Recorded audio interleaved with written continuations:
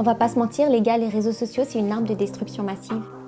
Je dirais pas que c'est une arme explosive, c'est plutôt insidieux, ça donne naissance à des natures anxio-dépressives. Ça ramollit notre QI et je te parle même pas de notre estime. Dans l'engouement de la comparaison, on joue les bonhommes, mais la vérité, c'est qu'on est que des victimes. Les statistiques doivent décevoir, je pense pas que c'est ce qui est constructif qui suscite l'intérêt. Ici, ce qui cartonne, c'est la nudité, la provocation et les modes de vie parfaits. Mais la vérité, c'est que les réseaux sociaux, ça peut aussi être un outil de propagande et de persuasion.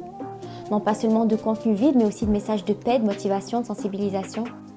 Moi, ce que j'ai envie de créer, c'est un espace bienveillant où on y cueillera des roses sans épines. Un espace indulgent qui entendra mes pros sans épines. Parce qu'ici, ça sera la flèche de la vérité trempée dans du miel. Des paroles empreintes d'humanité, sans superflu ni artificiel. En espérant pouvoir penser vos plaies, déconstruire vos barrières mentales. En espérant que mes écrits ne constituent qu'un infime baume sur nos cœurs qui se portent mal.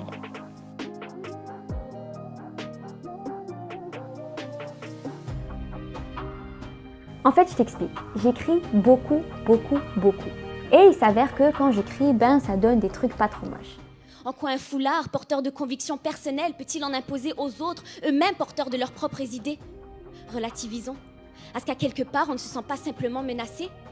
Les médias ont-ils eu raison de nous avec leurs grands titres sur la prolifération de l'islam radical et la crise des réfugiés? Bien évidemment, je rigole, je suis vraiment loin d'être une professionnelle. Par contre, je suis vraiment passionnée. Et j'ai décidé justement de combiner plusieurs de mes passions, soit l'écriture, la prestation orale, la santé mentale, la psychologie positive et le développement personnel, pour en faire pro sans épines. Alors, c'est quoi l'utilité de cette chaîne et à quoi tu dois t'attendre ici? En fait, je constate que je passe beaucoup de temps à écouter et à conseiller mon entourage. Et je réalise qu'on est beaucoup à partager des douleurs qui sont communes. Malheureusement, ce qui va se passer, c'est que la majorité des gens vont tout simplement vivre avec ces douleurs comme une deuxième nature, sans jamais les questionner ou tenter de les soigner. Ce qui, à plus grande échelle, ça va donner une société qui est dysfonctionnelle. Parce que c'est évident que si à plus petite échelle, en tant qu'individu, on est tous un peu brisés, ça va avoir un impact sur nos interactions et en général sur la cohésion sociale. Ce que je raconte, c'est absolument rien de nouveau. Il y a des centaines de milliers de livres, de podcasts, de vidéos, de conférences sur le sujet. Mais étrangement, il y a encore beaucoup de gens qui ne sont pas au courant de l'existence de ce monde du développement personnel et de la psychologie positive, ou tout simplement qui n'y croient pas et qui pensent qu'ils sont condamnés à rester dans l'état actuel dans lequel ils sont.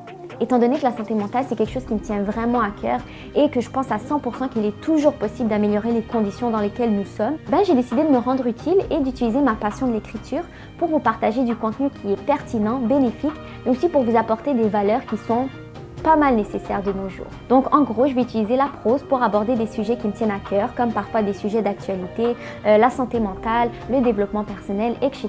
Mais tout simplement pour vous partager l'amour des mots.